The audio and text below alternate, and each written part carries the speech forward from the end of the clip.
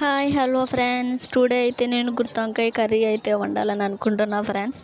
దానికోసం అయితే ముందుగా ఉల్లిపాయలు అయితే తురిమి పక్కన పెట్టుకున్నా, అండ్ టమాటకాయలు పచ్చిమిరపకాయలు అయితే కట్ చేసి పక్కన పెట్టుకున్నా ఫ్రెండ్స్.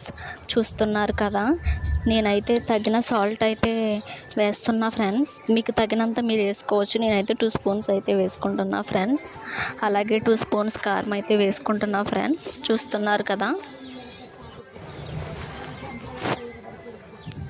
ఇప్పుడు 2 స్పూన్స్ కారం అయితే వేసుకొని దాన్ని అయితే బాగా మిక్సింగ్ అయితే చేస్తాను ఫ్రెండ్స్. చూడండి,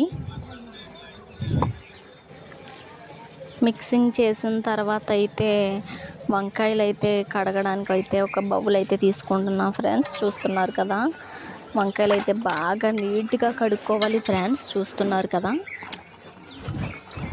నేనైతే ఈ విధంగా కట్ చేసుకున్నా ఫ్రెండ్స్.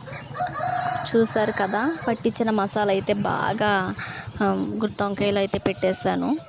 ఇప్పుడు మొత్తం చూడండి,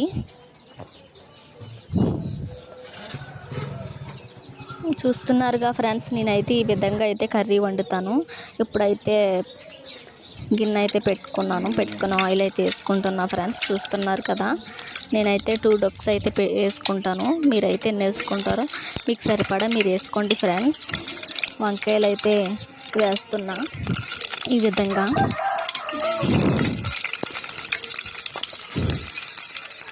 మొత్తం వంకాయలు అయితే వేసాను ఫ్రెండ్స్. వేగుతున్నాయి. ఆ వేగిన తర్వాత కొంచెం అయితే ఇలా టమాటకాయలు కట్ చేసుకున్నవి, పచ్చిమిరపకాయలు అయితే వేసేసుకొని బాగా మగ్గించుకోవాలి. అంతే, గుత్తొంకాయ